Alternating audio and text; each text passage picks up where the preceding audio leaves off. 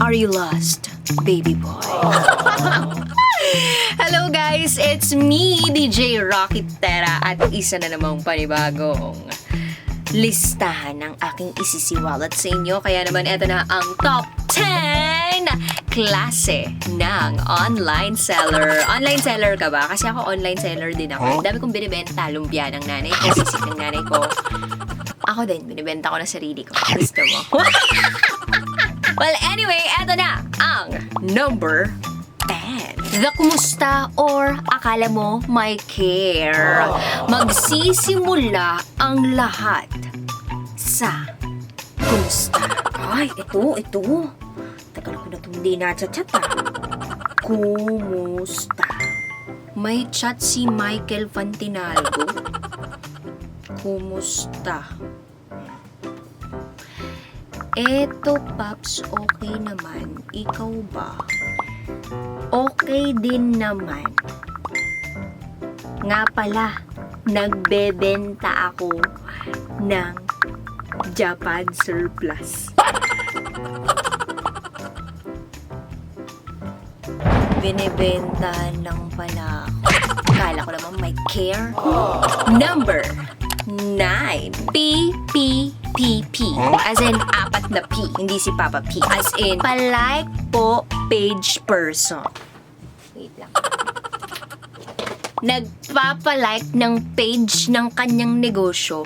Pero yung mga post mo sa FB, hindi man lang niya na-like. Saan po kayo kumukuha ng lakas ng loob? Number 8. Dun, dun, dun, dun, dun. The live seller. Everyday siyang may live. Walang mintis ang pag-live niya weekly, monthly, or every single day.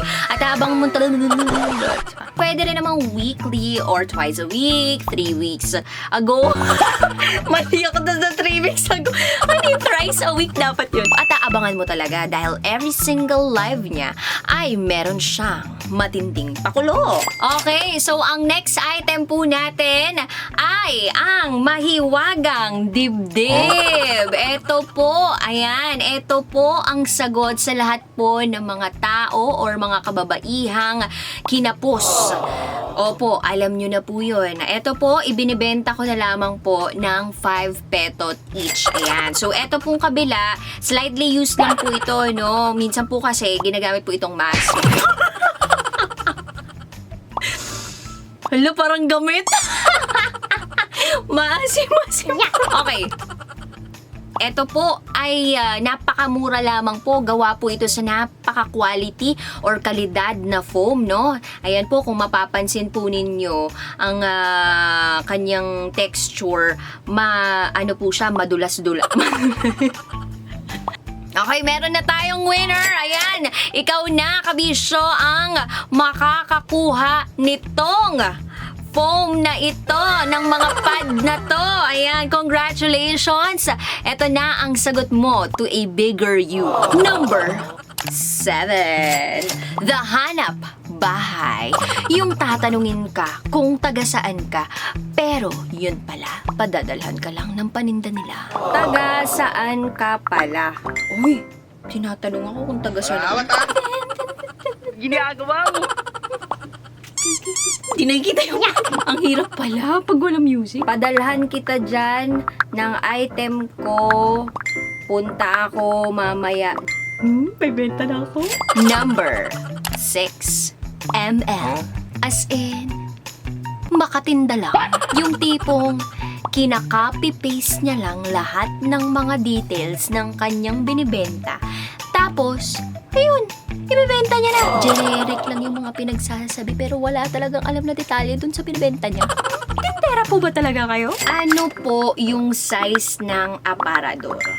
Basta kasya lahat ng mga gamit mo dun. Lahat ng mga damit mo, panty mo, kasya lahat yun. Number, excuse me, may sabi. Number 5. The legit seller. Ito yung nagtitinda na laging sinasabing legit. Yung produkto niya. Kahit hindi mo naman tinatanong yung mga produktong ibinibenta niya. Basta, lagi niyang sinasabi, legit to. Ay naku, bibilihin mo na to. Legit na legit talaga to. Ito, Rolex, galing pa tong Ireland. Sige na, bilhin mo na. Rolex, mas magkaka-time pa sa'yo. kesa kay Yes! Number 4. Dapat pala wala akong ganito. The Secretary Seller. Oo, may daily report ng menu niya o di kaya naman ng product niya through text or chat. Okay, Junjun, okay na ba lahat ng mga tumilaok na... Okay, Junjun, lahat na ba ng mga tumilaok na manok kaninang umaga yan na yun? Okay, sige. Okay, ang meron tayo ngayon, inihaw na manok, pritong manok, tinolang manok, sinampalukang manok, apritadang manok, tsaka manok na merong itlog. Okay? Send ko na to ha. Story ko na rin to. Ayan, posted na. Oy, i-post nyo rin to sa mga profile ninyo, ha? Number 3. The compare, kumpare, or kumare. Yung tipong kinukumpara niya yung presyo niya dun sa ibang nagtitinda ng produkto niya. At sasabihin niya pang, mura lang sa akin. Mura lang sa akin, sa iba, mahal yan. Kahit check mo pa sa marketplace, 450 yan doon sa iba. Pero sa akin, 350 petot lang. Bili ka na ha. Number 2. The 4 Akos Seller. Yung tipong ipipm ka, tatawagan ka, ime-mention ka. Kasi wala na silang panggatas o kaya naman wala na pang diaper yung baby nila. Tapos ikaw, kahit di mo naman kailangan yung produkto nila, kahit ang daming pagkain ninyo sa bahay, bibili ka pa rin. Kasi naawa ka, may puso ka. Kasi alam mo yung pakiramdam na walang-wala. Wala na ngang pera, wala pang jowa. Buti na lang merong ganda. Number 1. The Mambubudol Friend.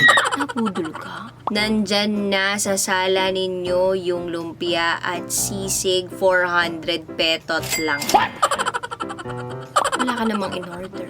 Nabudol ka. So that's it, Kabisyo. Yan po ang ating top 10 klase ng online sellers. At kung ikaw ay online seller, walang masamang dumiskarte this pandemiko. No, pandemiko. So ikaw ba, Kabisyo, ay online seller ka? Nako, go mo lang yan. Push ka lang dyan. Dahil walang masamang maging online seller. Walang masamang dumiskarte para sa pamilya, diba? Basta, wala ka lang tinatapakan o nilalamang ang ibang tao. Okay? At para naman sa mga buyer out there, tandaan, huwag masyadong funny, as in, funny walain. Always check if legit yung online seller. Huwag magpapaloko. Tama na. Yung mga panahong niloko ka niya. Boom! Sa panahon ngayon, maraming manly. As in, madiling lang. Push mo lang yan! Love lang! Go, go, go! Always your number 1 SM radio station. Love Radio. Uy! Nag-chat si Crush. Nag-wave! May binibenta akong ube cheese pandesal. Kabisyo, kung napasaya ka ng aming video, i-click mo na ang subscribe button at notification bell para ma-notify ka sa mga latest naming videos. Go, guys!